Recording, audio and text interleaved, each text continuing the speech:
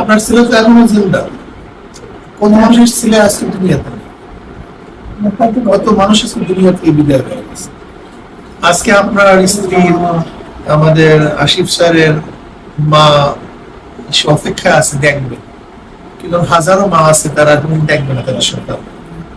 হাজারো আমাদের বোনেরা আছে যাদের স্বামীদের সাথে এখন না থাকে। এখানে আশ্চর্য হওয়ার কিছু নেই।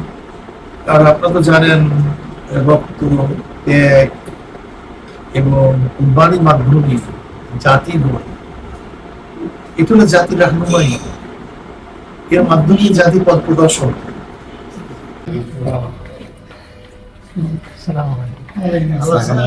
আন্দোলনের সভাপতি দুঃখিত, আপনাদের ব্যথায় ব্যথিত,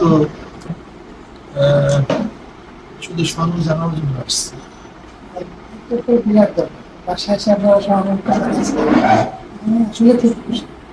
সবাই আন্দোলনীরা তো কাছাকাছি এসেই সমস্যা সমাধান হবে। বহু লোক সারা দেশ থেকে জানাইতেছে। সত্যি কথা বলতে কি, আমার এই ছেলেটা ছোটবেলা থেকে এরকম, যেটা সেটাই মনে করে সেটাই সে চাচ্ছে, একদম ছোট থেকে। এবং তখন মিথ্যে কথা বলে না, এবং সত্যি কথা বলার জন্য ওর যাই করে বলেই যাবে। এবার ওই টাইপের তারা এরকম ভাবে যে রাখছে, এটা আমার খুব মানে তোমার আত্মীয় স্বজন সবাই সারাদিন পায়। কোন মা খারাপ কোনো টিভি অফিসে দেখতে দেয় না, এখনো কোনো দেখতে দেয় এখনো দেখতে দেয় না।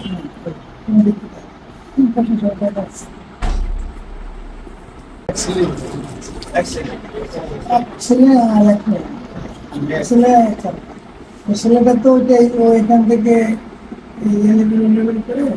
থেকে অনার্স পরে ফিলোসফিতে ক্লাস ইউনিভার্সিটি সে প্রথমে ইউনিভার্সিটির টিচার ছিল, পরে তো ওইখান থেকে তো সব বাংলা করা জানে। আর একটা মেয়ে আছে, ওই সব থেকে বিয়ে করে ও টিচিং করতে আমি ওই স্কুলের টিচার। আমার ওয়াইফও জানে। আর আমি বাংলাদেশ বিমানে ছিলাম, সেটা থেকে হ্যাঁ। এখন ওই একটা ছেলেই তার এই অবস্থা। এই জন্যই বাসা তো কারো আর কোনো মাথা টাথা ঠিক না, পরীক্ষা আসবে। এবং কিছু মানুষের ত্যাগের ভিত্তিতে গোটা দুনিয়া বুঝছে। আমার ছেলেদের জন্য আমার কষ্ট লাগে।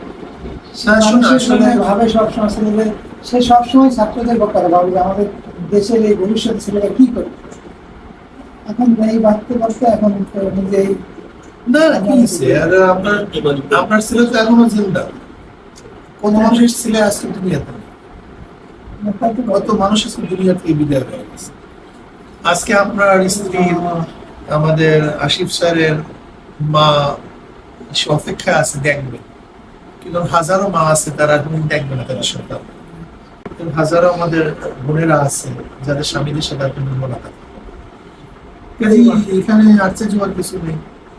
আর আপনারা তো জানেন, রক্ত, ত্যাগ এবং কুরবানির মাধ্যমে জাতি গড়ে, এটা হলো জাতির রাহনুমাই। এর মাধ্যমে জাতি পথ প্রদর্শন, তারা পথ পায়। আসলে আমরা বাস যারা আছি, আমরা আমাদের প্রত্যেকে সুখী সুখী হওয়া, প্রত্যেকের দুঃখে দুঃখী হওয়া, এবং আমরা সমানের সমঝোতা হিসাবে সম্পৃক্ততা রেখে দুনিয়াতে বসবাস করার জন্যই আসলে আপনাদের কাছে আসছে। আমাদের মহাসচিব আসছে,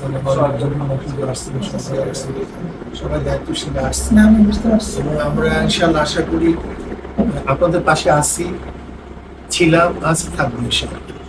আপনাদের এই বাসা আসাটাই তো প্রমাণ করতেছে যে আপনারা কতখানি কাছে আছে। এটা তো বলার অপেক্ষাই রাখে। এবং আমি আসলে খুব গ্রেটফুল, আমি খুবই খুশি যে আপনারা মায়ের এতগুলো লোক বাসায় আসছেন সহানুভূতি দেখানোর জন্য। আপনাদের দোয়া অবশ্যই কাজ হবে। এবং আমি মনে করি যে আমার ছেলে ইনশাআল্লাহ আপনি কোনো টেনশন করবেন না। সত্যের বিজয় হবে, হয়তো একটু দেরিতে, কিন্তু সত্য সত্যই। সত্যকে কোনোদিন কেউ কোনোদিন চাপা দিতে পারেনি, পারাবে। তবে আপনাকে দেখে আমার কাছে খুব ভালো লাগতেছে, আপনি একজন বীর পুরুষ এবং বীর পুরুষের সম্পূর্ণ বীর পুরুষ। আপনার চেহারার মধ্যে আমি সেই বীর পুরুষের ছাপ দেখতেছি, যে না বাস এইটাই তো হওয়া উচিত।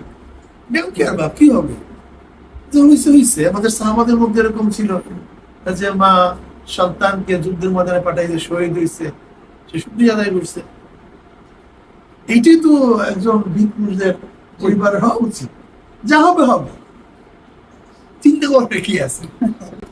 আপনি ভালো থাকবেন, সুস্থ থাকবেন, চিন্তা মুক্ত থাকবেন। আসিফ নজরুলের হাজারো ভাই তার সাথে আছে, হাজারো পরিবার, লক্ষ আসলে আজকে কোটি আমার পরিবার। সত্যি মনটা ভরে গেল। এই যে আপনারা এতগুলো লোক এই কত কষ্টের মধ্যে দিয়ে কোথা যে থেকে ব্যস্ততা, আপনারা আসলেন। যে ব্যস্ততার এখানে মধ্যে ঢাকায় আসলে এরকম অনুসরণ খুব করছে। কঠিন মাস, কোনো জায়গায় যাইতে গেলে প্রোগ্রাম করা লাগে কয়েকদিন আগে থেকে। আর আপনারা সবাই চলে আসছেন, এটা প্রচন্ড ভাবে এটা ভালোবাসা এবং গভীর আন্তরিক টান ছাড়া এটা সম্ভব হতো না। ربنا ظلمنا انفسنا وان لم تغفر لنا وترحمنا لنكونن من الخاسرين. আল্লাহ আমাদের গুনাহ খাতা মাফ করে, اللهم গুনাহ থেকে বাঁচিয়ে থাকার তৌফিক দান করুন। আল্লাহ জালেমদেরকে আপনি হেদায়েত দিয়ে দেন, ওদের কপালে হেদায়েত না থাকলে নমরুদ করে আমার সব গাছ আমরা ধ্বংস করে দেন। আল্লাহ সমস্ত মানুষের জান মানে নিরাপত্তা প্রদান করেন। আল্লাহ মাজলুমদের ঐক্য হয়ে জালেমদের বিরুদ্ধে আন্দোলন করার তৌফিক দান করেন। আল্লাহ মাজলুমদের বিজয় দান করেন। আল্লাহ সবাইকে ধৈর্য ধারণ করার তৌফিক দান করেন। আল্লাহ স্বজনহারা মানুষদেরকে ধৈর্য ধারণ করার তৌফিক দান করেন। যারা আমাদের থেকে বিদায় হয়ে গেছে তাদেরকে আমরা জান্নাতের ব্যবস্থা করে দেন। আল্লাহ খাস করে আমাদের আশিফ সাহেবের মুক্তির ব্যবস্থা করে দেন। তার বাপ মা ধৈর্য ধারণ করার তৌফিক দান করেন। رب ارحمهما كما ربياني صغيرا. صلى الله